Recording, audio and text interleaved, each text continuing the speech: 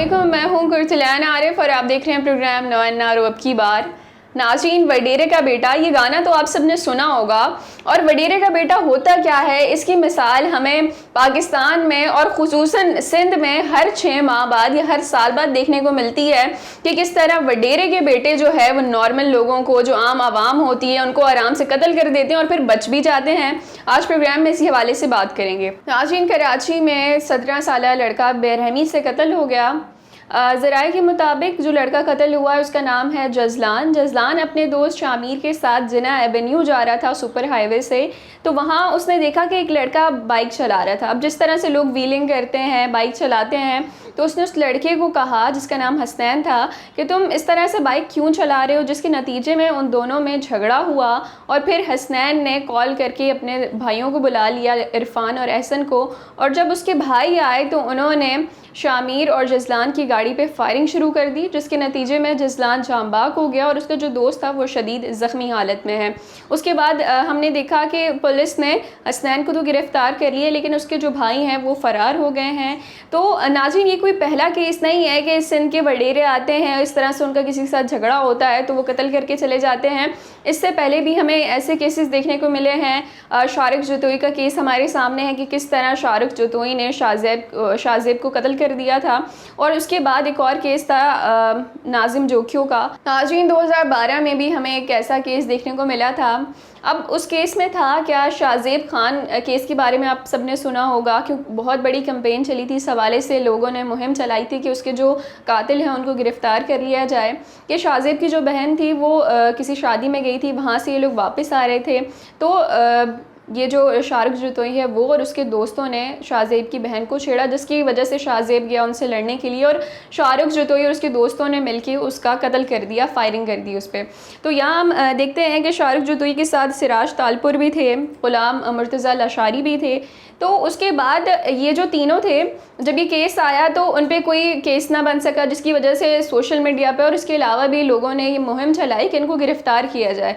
तो जब इन पे केस बना, सारा कुछ हुआ, तो वहाँ हम देखते हैं कि कुछ अरसे बाद इसकी फ़ैमिली जो थी शाहज़ेब की, उन्होंने इन चारों को माफ़ कर दिया था, ये कह के कि हमने अपना मामला अल्लाह पे छोड़ दिया। तो वहाँ पे भी यही सीन था कि उनकी जो फैमिली थी शाहज़ेब की, उस पर इतना प्रेशर डाला गया था कि उन्होंने शारिक जतोई को माफ़ कर दिया, क्योंकि उनके पास कोई और रास्ता नहीं था।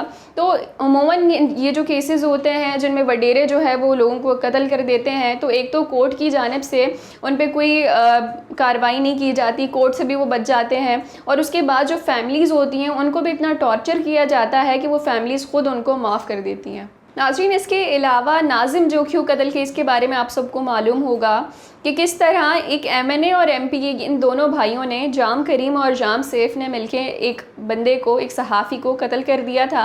अब उसकी गलती क्या थी कि उस सहाफ़ी ने उनके जो मेहमान आए हुए थे उनसे सिर्फ परमिट मांग लिया कि आप यहाँ शिकार करने आए तो आपके पास कोई परमिट है या नहीं है, जिसकी वजह से उन दोनों के दरमियान झड़प हुई। उसके बाद नाजिम जोखियों ने उनकी वीडियो बना ली थी, जो कि फ़ेसबुक पे उन्होंने लाइव कर दी थी।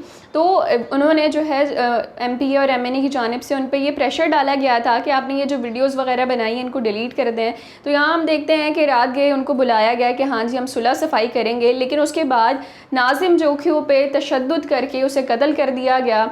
उसके बाद हम देखते हैं कि उनकी बीवी ने केस भी किया, पूरी मुहिम चली है कि इनके जो कातिल हैं इनको गिरफ़्तार कर लिया जाए, लेकिन जाहिर सी बात है वो सिंधी वडेरे हैं, उनको कौन हाथ लगाए। तो यहाँ हम देखते हैं कि MNA साहब भी जो है वो मुल्क से बाहर चले गए थे, लेकिन जब तहरीक अदम एतमाद आई है तो वो वापस आ गए थे, क्योंकि उनकी जो वाइफ थी उन्होंने बताया कि मुझ में हिम्मत नहीं है, मैं अपना मामला अल्लाह ताला पे छोड़ती हूँ, मैं मज़ीद केस नहीं लड़ सकती, आप मेरी जो परेशानी है वो बच्चों वाले समझ सकते हैं। तो ज़ाहिर सी बात है, जब तहरीक अदम एतमाद आई है तो MNA साहब ने भी वोट डालना था, और जब वोट डालने के लिए उन्होंने आना था तो उन पे ये केस चलता। तो इसकी वजह से उनकी नाजिम जोखियों की जो वाइफ थी उन पे ये प्रेशर डाला गया कि आप जो है वो माफ़ कर दें, अपना केस वापस ले लें। तो यहाँ हम देखते हैं कि ये जो सिंधी वडेरों की जानिब से ये जो जुल्म किया जाता है, तशद्दुद किया जाता है आम लोगों पर, कोई पहली बार नहीं है। बहुत सारे केसेस हमें देखने को मिलते हैं, लेकिन हाईलाइट बहुत कम केसेस होते हैं। और ये तो कराची है, कराची में हमें इसकी किस्म के केसेस देखने को मिल रहे हैं, तो सोचें जो इंटीरियर सिंध है वहाँ क्या हाल होता होगा, वहाँ जो लोग रहते हैं उनके साथ कितना जुल्म होता होगा, लेकिन कोई भी वहाँ रिपोर्ट करने वाला नहीं है। नाज़रीन, इसके अलावा 2013 में हमें एक केस देखने को मिला जिसमें 2 लड़कों की आपस में क्लासमेट थे, उनकी लड़ाई हुई है। तो हमज़ा नामी जो लड़का था उसको बड़ी बेरहमी से कत्ल कर दिया गया। अब जिसने कत्ल किया वो भी किसी वडेरे का बेटा होगा, वहाँ पे उसका जो गार्ड था वो आया और हमज़ा को कत्ल कर दिया। इसके अलावा 2 अक्टूबर 2021 में हमें केस देखने को मिला, इंतज़ार मर्डर केस। अब इस बारे में भी आप सबको मालूम होगा कि किस तरह इंतज़ार अपनी दोस्त के साथ जा रहा था सबा एवेन्यू, वहाँ पे उनकी गाड़ी को रोक के उन पे फायर किए गए। तो यहाँ हम देखें कि ये जो केसेस हैं ये कितने ज़्यादा हैं, रिपोर्ट उनको इतना नहीं किया जाता, और इसके अलावा ये जो रिपोर्ट कर भी दें तो उस तरह से जस्टिस नहीं मिल पाता जिस तरह से जस्टिस मिलना चाहिए। तो यहाँ हम देखें कि सिंध में जो फ्यूडल्स हैं ये इसके अलावा बाकी पंजाब में भी हैं, तो वहाँ हम देखते हैं कि कितना जो आम आवाम है उन पर जुल्म किया जाता है, लेकिन ये केसेस रिपोर्ट नहीं किए जाते। इसके अलावा अगर हम बिलावल भुट्टो जरदारी की बात करें तो वो भी एक टाइम पे ह्यूमन राइट कमेटी के चेयरमैन रह चुके हैं। तो नाजिम जोखियो जो कत्ल केस था उसमें तो वो उनका टेस्ट केस था कि उनको इंसाफ दिलवाना चाहिए था, लेकिन क्योंकि तहरीक अदम एतमाद आ गई थी तो उन्होंने अपना देखना था कि हमें वोट मिल जाए कम्युनिटी की जानिब से। तो यहाँ पर भी हम देखते हैं कि हमारी जो सिंध हुकूमत है, हमारी जो जस्टिस सिस्टम है वो भी जस्टिस दिलवाने में फेल नज़र आता है। नाज़रीन, यहाँ हम देखें तो ये जो जितने भी केसेस मैंने आपको बताए हैं कि किस तरह से वडेरों की जानिब से कत्ल किए जाते हैं लोग, उसके बाद उनको इंसाफ भी नहीं मिलता। तो यहाँ एक तो हमारे जो अदालतें हैं उनसे इंसाफ लेना भी एक तो इतना मुश्किल होता है, और दूसरा जब लिया भी जाए तो उस तरह से जस्टिस नहीं मिलता। और दूसरी बात ये कि ये जितने भी लोग होते हैं इनका कहीं ना कहीं पॉलिटिकल बैकग्राउंड होता है या पॉलिटिक्स से इनका लिंक होता है पॉलिटिकल पार्टी से, जिसकी वजह से इनको एक प्लस पॉइंट मिल जाता है या फेवर मिल जाता है कि ये बच जाते हैं। इसके अलावा ये जो चीज़ है कि किस तरह से लोग कत्ल हो रहे हैं, उनको इंसाफ नहीं मिल रहा, तो हमारी जो पॉलिटिकल एलीट है उन पे एक धब्बा है कि एटलीस्ट आप जो आम आवाम है उनका सोचें, ना सिर्फ ये कि आप अपने फ़ायदे सोचें कि अगर मैं इसको फेवर कर दूं तो मुझे ये फ़ायदा होगा, उसको ये फ़ायदा होगा।